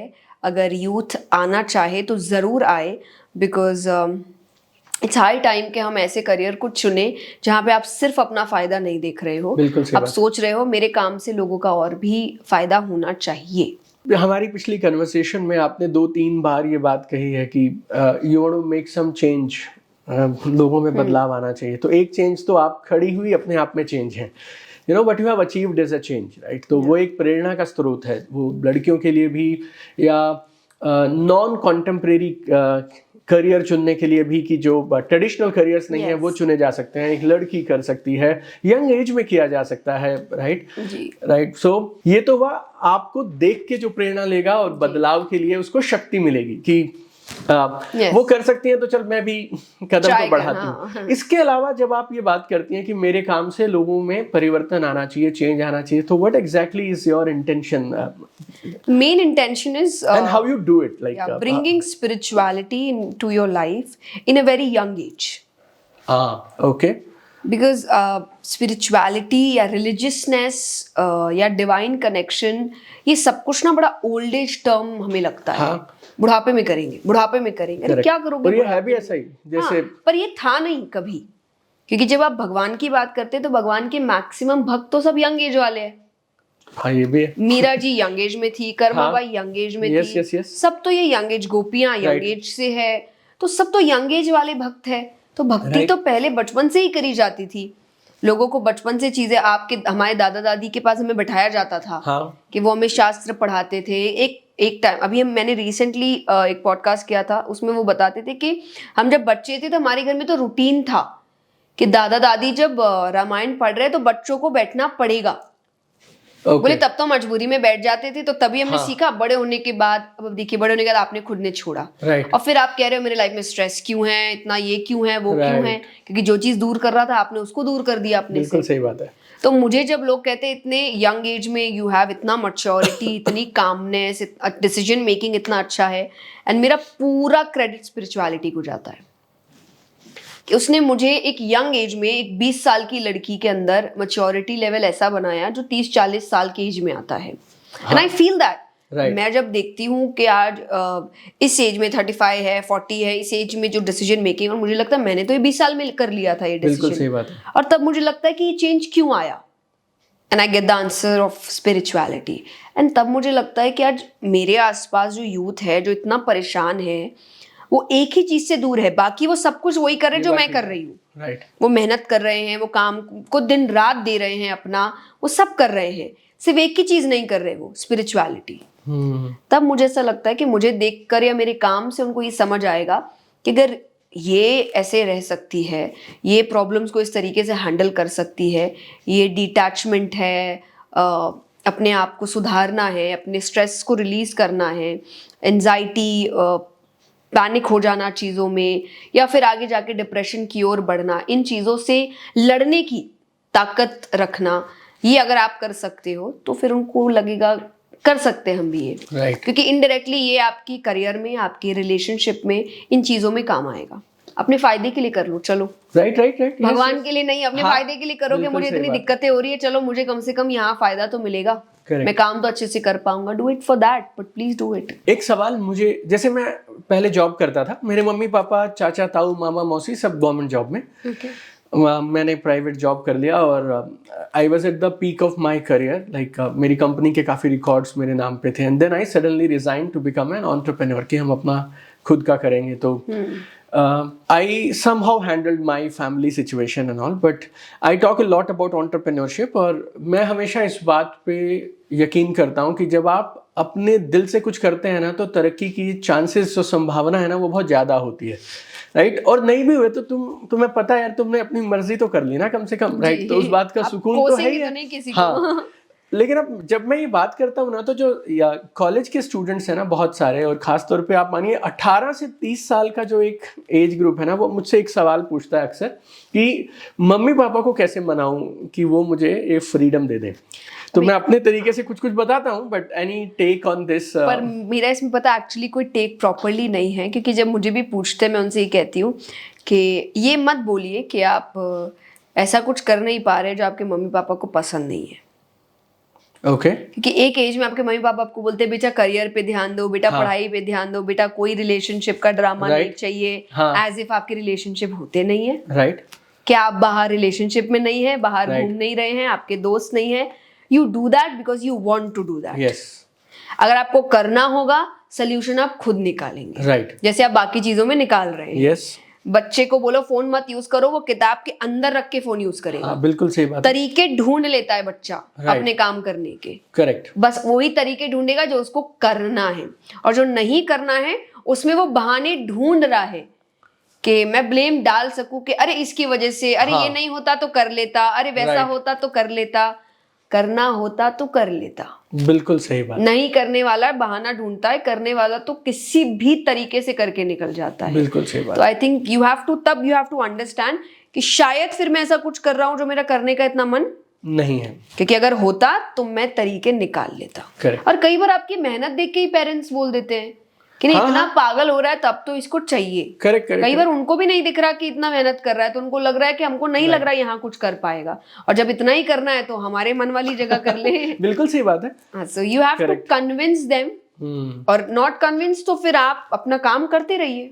कौन सा आप पेरेंट्स के बिना मर्जी का पहला काम कर रहे हैं? बिल्कुल सही। आपने बहुत काम किए जो उनके मर्जी के बिना किए हैं, तो ये भी कर लीजिए। जब सक्सेसफुल होंगे तब वो खुश हो जाएंगे, क्योंकि उनको एज इट इज आपके सक्सेस से मतलब है। राइट। उनको ये नहीं कि उनका कोई MBA वाले या इंजीनियरिंग वाले उनको रॉयल्टी नहीं देते हैं। बिल्कुल कि आप बच्चों को हमारे पास भेजिए, तब वो चाहते हैं आप सक्सेसफुल हो। उनको ऐसा लग रहा है इन्हीं क्षेत्रों में होंगे। बिल्कुल आप अपने क्षेत्र में मेहनत करके दिखा दीजिए, वो वैसे भी खुश हो जाएंगे। करेक्ट। पहले कुछ सालों तक ना जैसे मुझे ऐसा लगता था, मैं सच में सॉल्यूशन देने की कोशिश करता था, लेकिन अब मैं ये जो आपका पॉइंट है ना, ये मुझे दिल से ये मैं महसूस करने लगा हूँ कि ये सब सिर्फ एक दिखावा है। करना वो वही चाहते हैं जो वो करना चाहते हैं, लेकिन हमारे सामने वो सिर्फ एक नकली छवि सी पेश कर देते हैं कि मेरे को, मैं कर तो लूं लेकिन मम्मी पापा नहीं मानते। और ये मुझे बहुत बचपन में ये चीज रियलाइज हुई थी कि हमें जब क्योंकि मुझे एज इट इज मेरा बचपन का टाइम ही काम का टाइम ज्यादा था, जिसे हम अगर आज की भाषा में कहें स्ट्रगल, मैंने मैक्सिमम स्ट्रगल बचपन में किया है। तो आई थिंक 15-16 की एज तक आई वॉज फेमस। मेरा अच्छा नाम हो चुका था। तो जब आपको कहते ना उस जिस उम्र में व्यक्ति सोचता है क्या करूं, बनाता है कि मैं क्या बनूं, मैं बन गई थी ऑलरेडी। तो मुझे था कि अब नया क्या, अब तो मुझे और जो अच्छा लग रहा है उसमें आपको अच्छा सक्सेस भी मिल गया है, आपको लोग जान रहे हैं और लोगों को लग रहा है कि आप अच्छा काम कर रहे हो। करेक्ट। तो वो भी एक एडिशनल रीजन था मेरे लिए काम करने का।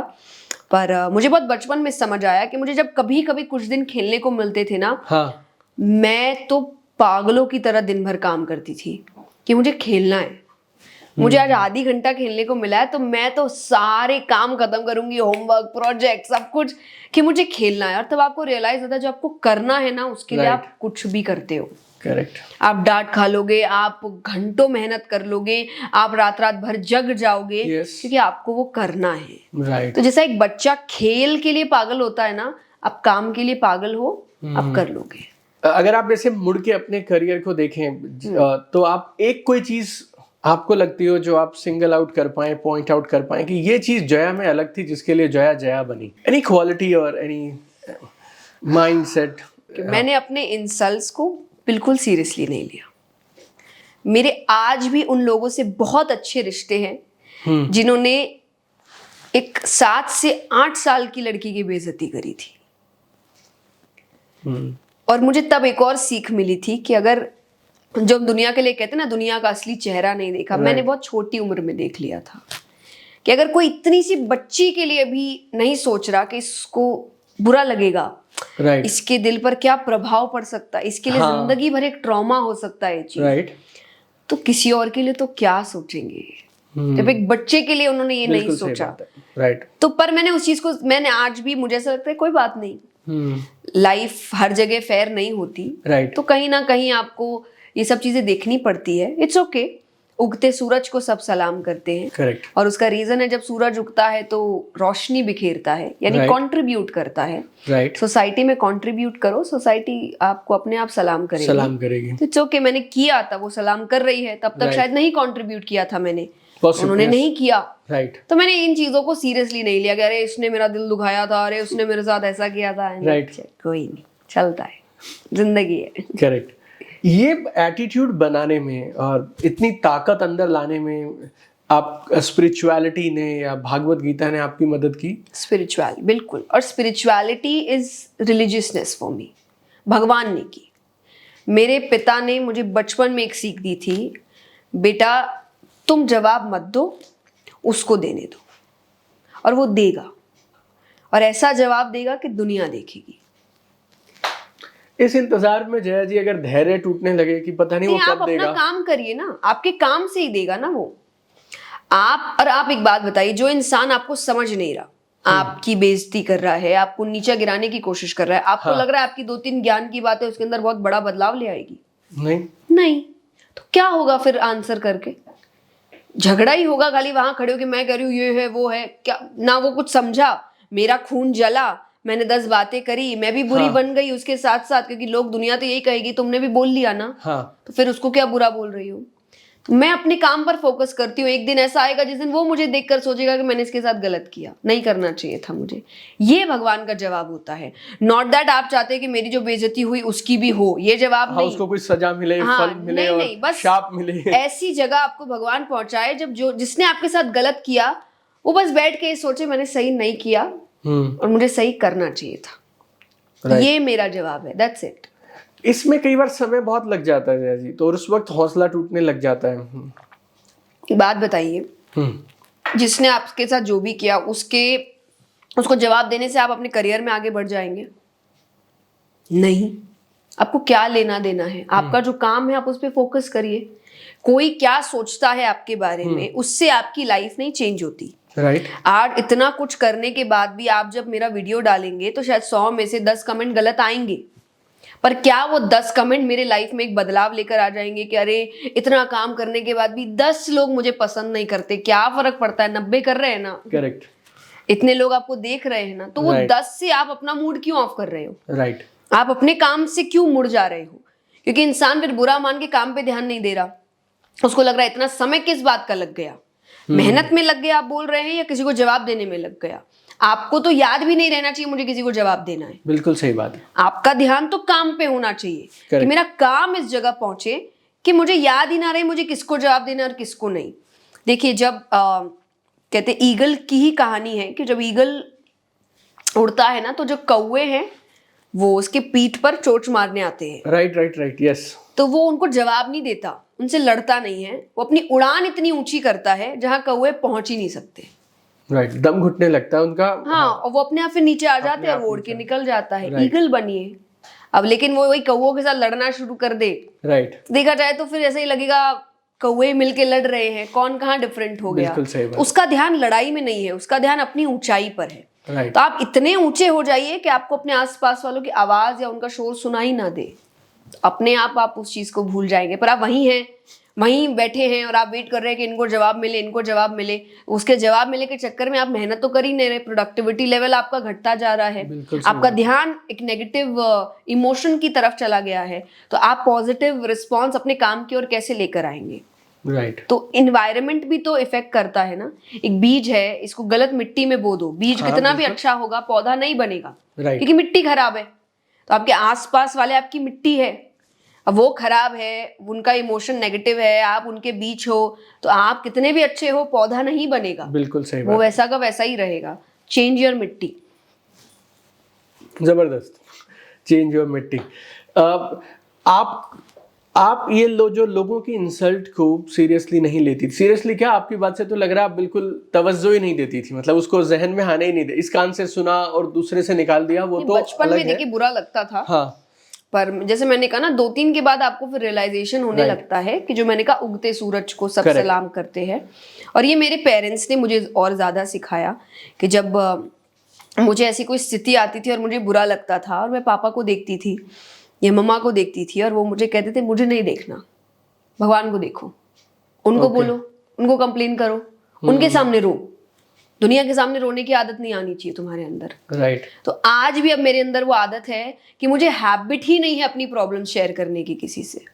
मेरी सारी प्रॉब्लम्स भगवान के साथ ही शेयर होती है। तो मुझे रोना है तो मैं उन्हीं के सामने रो रही हूँ, मुझे गुस्सा करना है तो मैं उन्हीं को बोल रही हूँ, मुझे खुश होना है तो उनके साथ हो रही हूँ। तो ये एक बहुत अच्छी हैबिट आई मेरे अंदर, उससे मैं बहुत जल्दी अपने आप को काम कर लेती हूँ। राइट। और इसका एक बहुत बड़ा रीजन ये भी है कि मेरी एक सोच है जो मुझे लगता है सबकी होनी चाहिए, क्योंकि अगर आप एक बार अपनी लाइफ मुड़ के देखेंगे तो किसी ने नहीं सोचा था वो जहाँ थे और 5 साल 10 साल बाद जहाँ पहुँच गए कि हम यहाँ पहुँच सकते हैं। तो आज तक तो संभालता आया है ना, संभाल लेगा आगे भी। उसने संभाला है आपको आज तक, तो कुछ सोच समझ के उसने आगे भी चीजें प्लान की है आपके लिए, तो उस पर छोड़िए, मेहनत पे पूरी ध्यान दीजिए। मेहनत कम नहीं होनी चाहिए, चिंता करने से कुछ होने नहीं वाला। तो चिंता छोड़ के आप मेहनत पर फोकस करिए अपने। जैसे मैंने आपसे एक सवाल किया था कि आपके करियर ने आपको चुना या आपने करियर को चुना, तो आपने कहा कि मेरे करियर ने मुझे चुना, इस कॉज ने मुझे चुना। करियर भी नहीं, मैं कॉज बोलूंगा। तो आपके पास एक बचपन से ना एक फाउंडेशन, एक बुनियाद मिल गई आपको स्पिरिचुअलिटी की, जिसने आपको शक्ति दी। हमारे आजकल के वातावरण में, हमारे आज की स्कूलिंग सिस्टम में, सोशल मीडिया के इस टाइम में, एनी प्रैक्टिकल टिप्स, रिचुअल्स और स्मॉल हैबिट्स और something you can share so that लोग इस स्पिरिचुअल स्ट्रेंथ के साथ में जुड़े रहें और बाकी सब चीज़ें भी चलती रहे, साथ साथ ये भी चलती रहे और बढ़ती रहे। So anything, any tip or anything you would like to give up? I think starting के लिए I would say, क्योंकि आप spiritual पहला तो कि हम होना चाहते हैं, ये आप mindset लेकर आइए। Okay. The only thing that can change my life is spirituality. Okay. And ये मैं आपको इंटरनली जो पावर आपको मिलेगा उसके लिए कह रही हूँ। हाँ, ठीक है। लाइक ये कोई ऐसा नहीं कि कोई आपको काम काज के लिए कह रहे हैं कि ये आपको इंटरनली स्ट्रांग बनाना है, तो ही आपका काम बेहतर होगा। राइट। आप मेंटली इमोशनली स्ट्रांग होंगे तब जाके आप डिसीजन मेकिंग अच्छा कर पाएंगे, तब जाके आप अपने ऑपोजिट सिचुएशंस में काम रह पाएंगे।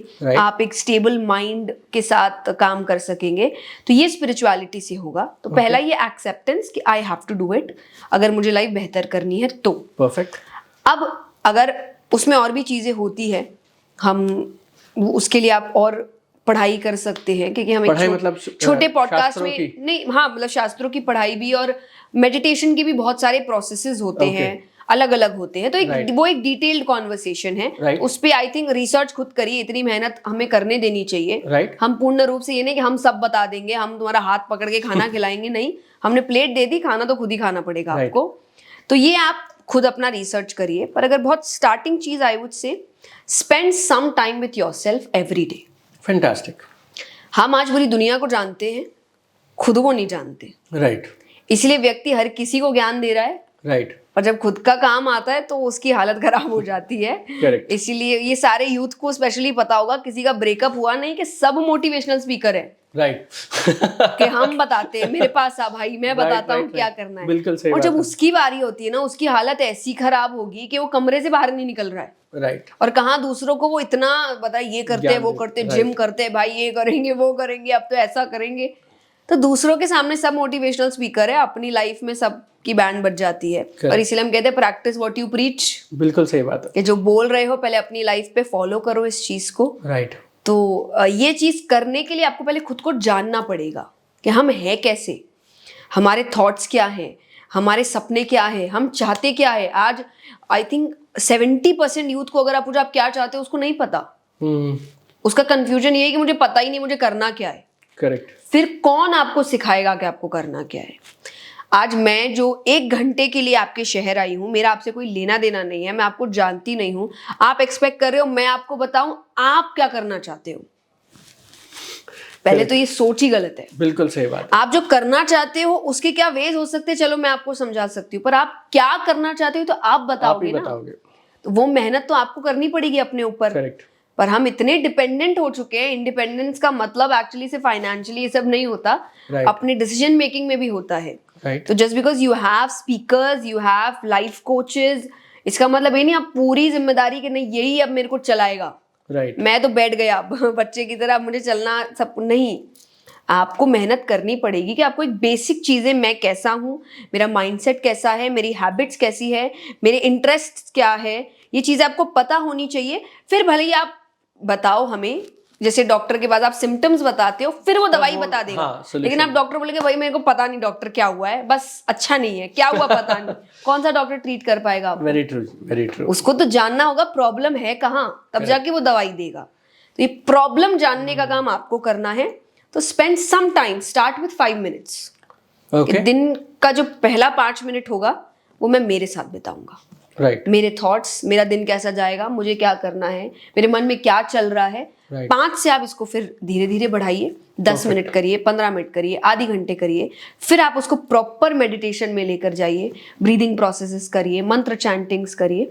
ये फिर लंबा, लेकिन इंटरेस्ट जगाने के लिए 5 मिनट की शुरुआत करिए। परफेक्ट। ऐसी कोई चीज आपका इतना ट्रैवल होता है जी, ऐसी कोई चीज जो आप कभी नहीं छोड़ती हैं? मतलब चाय चाय तो पीने वाली चाय होगी। स्पिरिचुअल प्रैक्टिस में या अपनी स्ट्रेंथ के लिए वो टाइम तो निकालना ही निकालना है। मेडिटेशन, मैं मंत्र Okay. चैंटिंग करती हूँ। ओके तो मैं सुबह उठते ही करती हूँ, Okay. सोने से पहले करती हूँ। ओके ये रोज कहीं होगा, भी, ये रोज कहीं होगा, पे भी कुछ जाए भी आप, हो कुछ जाए भी ये करें। रोज होगा।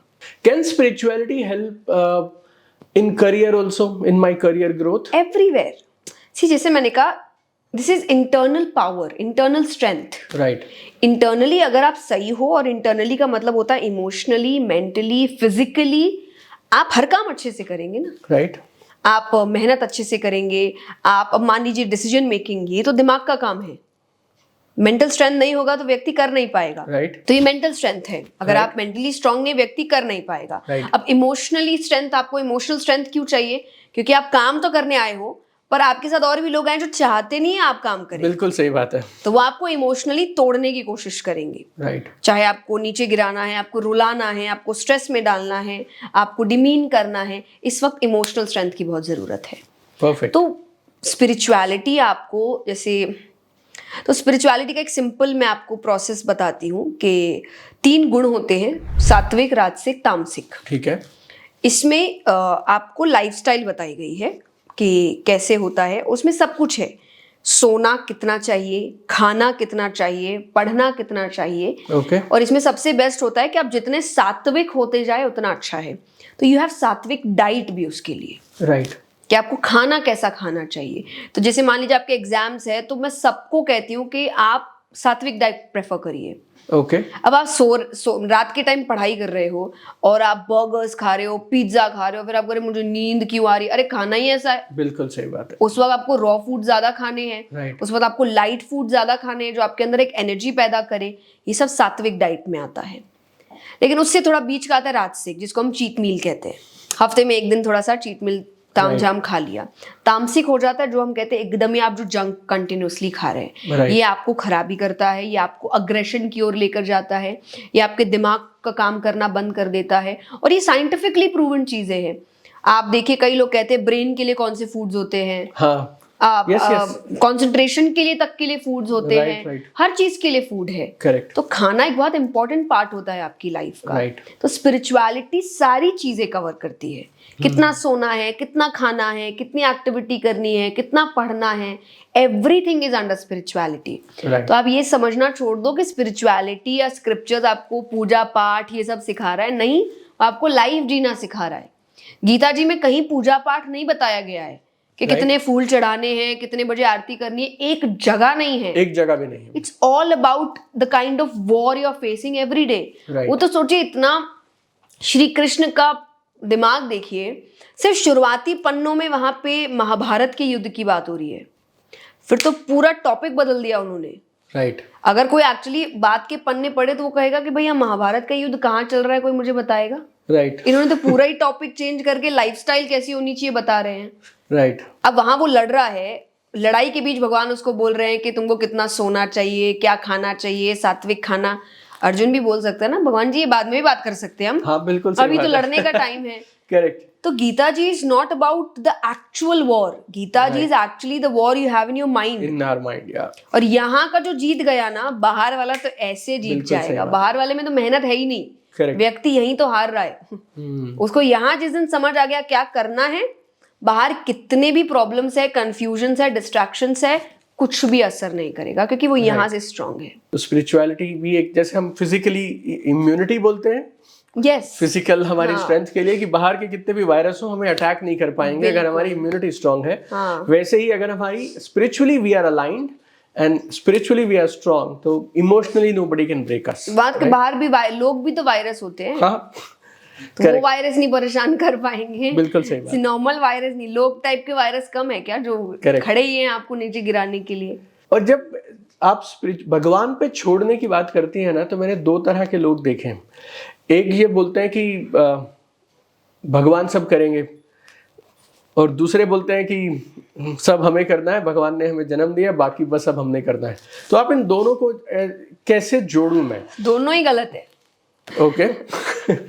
देखिए, भगवान कुछ नहीं करेंगे, भगवान फल देते हैं। Okay. It's all about exam आपको देना है, अब जैसा पेपर लिखोगे टीचर उतने ही मार्क्स देगी। ओके। आपकी जिंदगी, आपके कर्म, आपके पेपर है, जितने अच्छे से दोगे वो ऊपर बैठ के उतने ही मार्क्स देगा। ओके। तो ये दोनों है कि ऐसा नहीं अकेले सब कुछ हम ही कर रहे हैं तो हमारा जो मन मर्जी हम करते जाए, नहीं, वो बैठा है देखने के लिए। गलत करोगे तो गलत का फल मिलेगा, सही करोगे तो गलत सही का फल मिलेगा। Okay. तो दूसरा कह रहा है सब भगवान करेंगे तो बैठ जाओ, फिर कुछ करो ही मत। राइट। वो वही वाली बात है, लोग अपनी कुंडली जाके दिखाते हैं और उनसे कहा जाता है कि आपकी जिंदगी में राजयोग लिखा है। हाँ। व्यक्ति बैठ गया घर में, अब तो वर्षा होगी पैसों की, देखते कहाँ से राजयोग आता है। आएगा नहीं भाई, आपको राजयोग तक पहुंचना पड़ेगा। कि अगर मेहनत करी तो आपके लिखा है राजयोग, कि अगर ये मेहनत करेगा तो इसको ऐसी लाइफस्टाइल मिल सकती है, पर मेहनत करेगा अगर, तो वो राजयोग देने का काम भगवान करेंगे, पर मेहनत का काम आपको ही करना है। तो ये एक टू वे प्रोसेस है। यहाँ से आगे बढ़ोगे तो भगवान यहाँ से आगे बढ़ेंगे, नहीं बढ़ोगे तो भगवान तो अपनी जगह ऐसे भी बैठे ही हैं पहले से। तो फिर ये वाली बात क्या सच है कि सब लिखा हुआ है और पहले से डिसाइडेड है? रिजल्ट्स लिखे हुए हैं। जैसे फॉर एग्जाम्पल कोई हाईवे है जो आपको दिल्ली पहुंचाता है, दिल्ली आएगा उस हाईवे से डिसाइडेड है। ओके। रास्ता तो खुद ही आपको क्रॉस करना पड़ेगा ना। तो अगर आपने कोई रास्ता चुना है तो उसका एंड गोल डिसाइडेड है पहले से, कि अगर इसने ये रास्ता अपनाया तो इसको यही मिलेगा। राइट। ये पहले से डिसाइडेड है, पर चलना आपको खुद पड़ेगा, दिल्ली तक पहुंचना खुद पड़ेगा, दिल्ली आपके पास नहीं आएगा।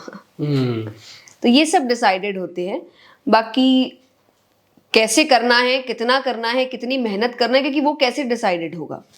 ये आजादी भगवान आपको दे रहे, इसीलिए भगवान कह रहे कर्म कर। अर्जुन को भगवान ने कहा, जब अर्जुन कहे कि मैं इनसे जीत कर क्या करूंगा, तो भगवान बोले पहले तो जीतेगा ये कैसे पता? ये किसने बोला कि जीतेगा? ये बात ठीक है, करेक्ट। जीतेगा कि हारेगा वो मैं डिसाइड करूंगा, वो मेरे हाथ में है। उनके हाथ की चीजें तो प्री डिसाइडेड होगी ना कि किसको जीतना। और देखिए उनको तो पता था पांडव जीतेंगे, राइट, इसीलिए वो आए, वरना पांडव जीतते नहीं कभी। करेक्ट, पांडव जीते नहीं है, जिताए गए हैं। कृष्ण ने उनको जिताया है, उनको तो जिताना ही था उनको, लेकिन वो इस सेंस में जिताना था कि जहां दिखे कि उन्होंने लड़ाई पूरी करी है और सच्चाई की लड़ाई करी। तो भगवान ने तो पहले ही कहा किसने बोला जीतेगा या किसने बोला हारेगा। राइट, तुम्हारा ये काम ही नहीं है सोचना। तुम्हारा काम है कि देखो मैं तो एक योद्धा हूं, मेरा काम लड़ना है, तो मुझे जी जान लगा के लड़ना है, एंड में क्या होगा मैं देख लूंगा। बिल्कुल सही बात है। तो वो लाइफ एक्चुअली ऐसी है कि आप योद्धा हो, नीचे आए हो काम करने, अपना काम करिए, ऊपर जाइए, बाकी वो संभाल रहा है, वो उसका काम है, आपका है नहीं। Anything you feel as a concern about youth, कि ये एक चीज है जो ये यंग बच्चे या यंगस्टर्स, एक चीज ऐसी है जिसपे आपको चिंता सी महसूस होती है कि यार ये चीज इनको जरूर सुधारनी चाहिए, is there any such thing? Patience. हाँ, पेशेंस की बहुत कमी है आज के यूथ में, क्योंकि जमाना इंस्टेंट का है ना। Instant coffee, instant noodles, instant post, हर चीज़ इंस्टेंटली मिल रही है आपको। हम मशीनों के साथ इतना समय बिता रहे हैं कि अब हम इंसानों से भी इंस्टेंट रिएक्शंस चाहते हैं। हम किसी को समय नहीं देना चाहते, हम उसको वो प्रोसेस करने में कितना समय लेता है वो नहीं देना चाहते, हम परिस्थितियों को समय नहीं देना चाहते, हम रिश्तों को समय नहीं देना चाहते, क्योंकि हर चीज़ हमें इंस्टेंटली चाहिए। तो इस वजह से आई थिंक बहुत सारी चीज़ें हमारी लाइफ में ख़राब हो रही है। रिजल्ट्स हमें इंस्टेंटली चाहिए, तो अब करियर है, रिश्तों में चीज़ें इंस्टेंटली, तो रिलेशनशिप है, तो यू आर डिस्ट्रॉइंग एवरीथिंग। सिर्फ एक कमी पेशेंस नहीं है आपके पास कि आप रुके थोड़ा, कि समय अगर किसी को चाहिए, चाहे वो रिश्ता है, चाहे वो काम है, चाहे वो दिमाग है, चाहे वो शरीर है, समय दीजिए उस चीज़ को आप। Any way they can develop this also? और जैसे ये लोग जानते हैं कि मुझ में धैर्य होना चाहिए और पेशेंस होना चाहिए, नोइंगली नो कि समय देना पड़ेगा। जैसे आपको ये पता आप में पेशेंस नहीं है पर आप ये चाह रहे हो कि नहीं ये तो गलत है। फॉर एग्जाम्पल मान लीजिए कि कोई इंसान के साथ आपका झगड़ा हो रहा है, अब आपको है कि अभी सॉल्व करो। Okay, not everybody works like that. और आप किसी भी चीज को जब वो बैलेंस्ड माइंड से काम नहीं हो रहा है, आप सॉल्व नहीं कर सकते। आप अगर ये कहे कि आप झगड़ा कर रहे हैं और गुस्से में आप चीज़ों का सल्यूशन निकाल सकते हैं, ये सबसे बड़ा झूठ है। आप नहीं निकाल सकते। आप बद से बदतर करेंगे उसको, आप डिस्कशन से आर्ग्यूमेंट की ओर बढ़ेंगे, तर्क से कुतर्क की ओर बढ़ेंगे। आप सल्यूशन कुछ नहीं निकालेंगे, सॉल्व कुछ नहीं करेंगे। तो आपको दिमाग ठंडा करना पड़ेगा, आपको चीज़ें समझनी पड़ेगी, तभी वो चीज़ सॉल्व हो सकती है। तो ये मानना कि मेरी चीज़ सॉल्व ही तब होगी जब मैं उसको समय दूंगा। ऑलराइट, तो आप ये मानने को तैयार नहीं, आपको नहीं ऐसा नहीं होता, अभी चाहिए अभी चाहिए। हम भगवान के पास भी तो भगवान अभी कर दो, अभी कर दो, अभी दे दो, अभी दे दो। हम डेट के साथ प्रार्थना करते हैं। एग्जैक्टली, मतलब हाँ। तो ये मत करिए, थोड़ा सा पेशेंस रखिए चीज़ों में और मानिए कि मेरे को इसको समय देना पड़ेगा, क्योंकि प्रकृति अपना समय लेती है। बीज बोने के बाद पानी एक बाल्टी डाल दो, पूरा टैंकर डाल दो, पेड़ कल नहीं आएगा। वो तो अपना समय लेगा। तो चीज़ें समय लेती है, दोगे तो ठीक है, नहीं दोगे तो आप अपनी मिट्टी खराब कर रहे हो। Again we'll come back to the मिट्टी चीज, कि आप एक्स्ट्रा पानी डाल दोगे तो मिट्टी खराब हो जाएगी। तो आपको जितना समय देना चाहिए, जितना उसके लिए पानी है या बाकी चीज़ें हैं, वो आपको देनी पड़ेगी, तभी वो पेड़ अच्छे से बनेगा। अदरवाइज चीज़ें खराब होंगी और कुछ नहीं। एक और चीज़ इस पेशेंस के साथ साथ लोगों में, बच्चों में जो इम्पेशंस आ रहा है, उसमें एक बड़ी चीज़ जिसमें इम्पेशंस हमें दिखाई देता है, जिसके सवाल मुझे मिलते हैं, वो ये है कि खूब सारा पैसा बहुत कम उम्र में कमाना चाहते हैं। Like I want to be a millionaire by 24 और करोड़पति बनना चाहता हूँ अगले 2 साल में, और ऐसा और वैसा। You feel money is overrated? I don't think money is overrated, but I think the ways of earning money is something we should pay attention to.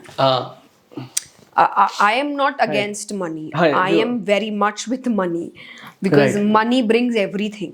Right. आपको हेल्थ भी अच्छा चाहिए तो मनी चाहिए. आज तो थेरेपी के लिए भी मनी चाहिए. हाँ जी, ऑर्गेनिक खाने का अलग दाम है, ऑर्गेनिक सब्जियों का. Exactly. So you need money for everything. Right. आपको हर चीज के लिए पैसे की जरूरत है, पर आप वो पैसा कमाना कैसे चाह रहे हैं बहुत बड़ा फैक्टर होता है. क्योंकि अगर आपने सही रास्ते से कमाया है तो आप कमाई के साथ सुकून और खुशी भी लेकर आएंगे. Absolutely. और अगर आपने वो गलत रास्ते से अपनाया है तो कमाई तो आ जाएगी पर उसके साथ डर आएगा, स्ट्रेस आएगा, आप एंजाइटी आएगी, नर्वसनेस आएगी और हर वक्त आपको लगेगा कि पकड़ ना ले कोई. जिसे हम कहते हैं चोर अपनी परछाई से डरता है. राइट. हाथ में भरे करोड़ों हो उसके, अपनी परछाई देख के भी डर जाएगा कहीं कोई मेरे को पकड़ने आया है. एंड पकड़ने का मतलब हर बार ये नहीं होता कि कोई आप रेड मार रहा है, ये कर रहा है, बट आप खुद जानते हैं कि जो चीज गलत तरीके से आती है ना वो जाएगी. राइट. या जिस दिन मेरे बारे में असलियत पता चल गई तो सब कुछ खत्म हो जाएगा, ऐसी वाली चीज. पर अगर आप काम अपना सही तरीके से कर रहे हैं तो आपको भी पता है कि मुझे सक्सेस देरी से मिल सकता है पर रहेगा. राइट. ये जल्दी नहीं जाएगा. तो शॉर्टकट वाले रास्ते आपको पैसा या फेम या पोजीशन जल्दी दे सकते हैं पर चला भी जल्दी जाएगा.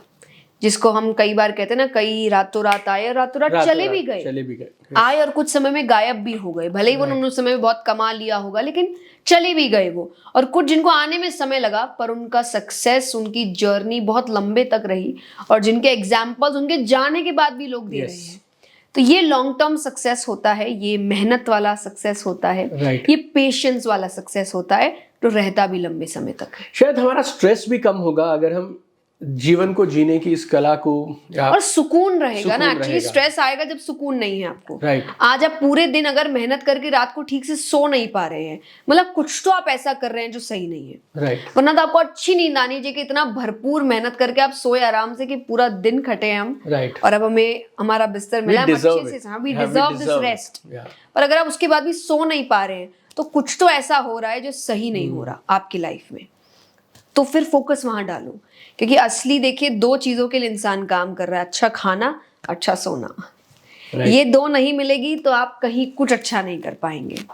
तो ये दो चीजों के ऊपर ध्यान दीजिए कि दो चीजें मैं सुकून से कर पाऊं. खाओ भी ऐसे जल्दी जल्दी नहीं. राइट. खाइए भी खुशी से, क्योंकि आप खाने के लिए काम कर रहे हैं. राइट. कि मुझे खाना अच्छा मिल सके तो वो खाने को अच्छे से खाओ और सुकून से सो.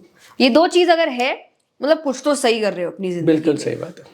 ऑलराइट. तो ये हमारे साथ थी जया किशोरी जी और हमने बहुत सारी कन्वर्सेशंस की हैं, बहुत सारे लोगों के साथ की हैं, but by far this has been one of the finest conversations we have ever done.